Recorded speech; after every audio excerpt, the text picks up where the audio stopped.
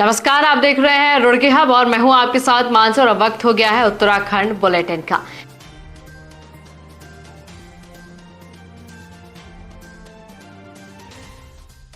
केदारनाथ विधानसभा के पूर्व विधायक स्वर्गीय शैला रानी की पुत्री ऐश्वर्या रावत की राजनीतिक पारी हुई शुरू। महिला आयोग की चुनी गई उपाध्यक्ष। केदारनाथ विधानसभा की पूर्व विधायक स्वर्गीय शैला रानी की पुत्री ऐश्वर्या रावत की राजनीतिक पारी शुरू हो गई है। उन्हें महिला आयोग की उपाध्यक्ष नियुक्त किया गया है। उन्होंने कहा कि सरकार ने उन्हें जो जिम्मेदारी सौंपी है वो उसे पूरी निष्ठा के साथ निभाएंगी और जरूरतमंद की मदद करेंगी।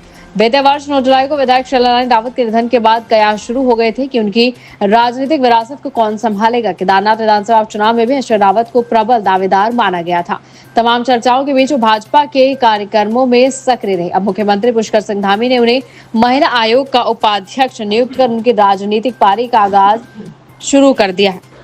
ऐश्वर्या रावत ने मुख्यमंत्री और सरकार का आभार व्यक्त करते हुए कहा कि जरूरतमंद और पीड़ित महिलाओं की मदद के लिए धरातल पर प्रयास किए जाएंगे। पैदल आवाजाही के लिए खोला गया केदारनाथ धाम। हिमखंड आने से था बंद, 6 से 10 फीट तक काटी गई बर्फ। हिमखंड आने से बंद गौरीकुंड केदारनाथ पैदल मार्ग धाम तक आवाजाही के लिए खोल दिया गया है।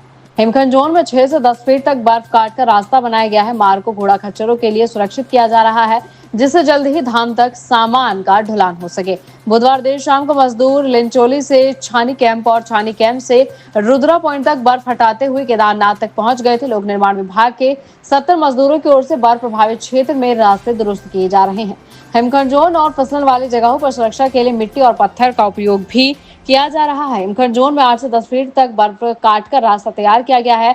लोनिवी के अधिशासी अभियंता विनय झिंकवाड़ ने बताया कि गौरीकुंड केदारनाथ पैदल मार्ग को धाम तक पैदल आवाजाही के लिए खोल दिया गया है। अब दिल्ली देहरादून एक्सप्रेस वे पर लगेंगी 800 लेंस बेस्ड विशेष लाइटें और अब उल्लुओं को लगेगा अंधियारा और इंसानों को दिखेगा उजियारा। दिल्ली देहरादून एक्सप्रेस वे के निर्माण में वन्य जीवों की सुरक्षा के लिए एलिवेटेड रोड बनाया गया है। इस एलिवेटेड रोड पर 800 विशेष लेंस बेस्ड वार्म लाइटें लगाई जाएंगी। पहली बार प्रयोग हुई लाइटों से ऐसा पीला मध्यम प्रकाश निकलेगा जो रात्रि में उल्लू को अंधेरे का एहसास कराएगा, जबकि वाहन चालकों को रास्ता दिखाएगा। इससे सड़क हादसों को रोकने के साथ ही जंगल में विचरण करने वाले उल्लू दल को भी संकट से बचाया जा सकेगा। केंद्र सरकार की अनुमति के बाद भारतीय वन्यजीव संस्थान ने इन विशेष लाइटों को तैयार कराया है। दिल्ली देहरादून एक्सप्रेसवे में उत्तर प्रदेश के गणेशपुर से लेकर देहरादून के आशारोड़ी चेक पोस्ट तक की कुल दूरी 200 किलोमीटर है।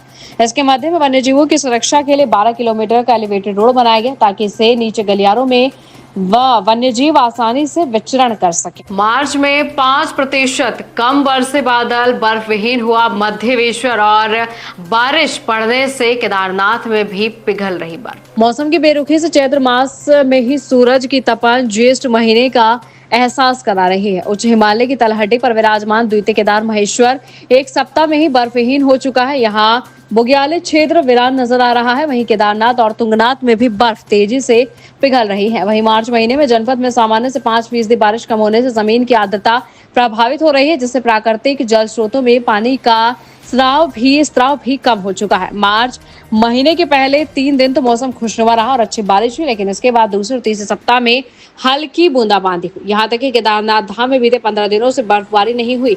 यहाँ अब 2 से 2.5 फीट बर्फ रह गई है जो तेजी से पिघल रही है।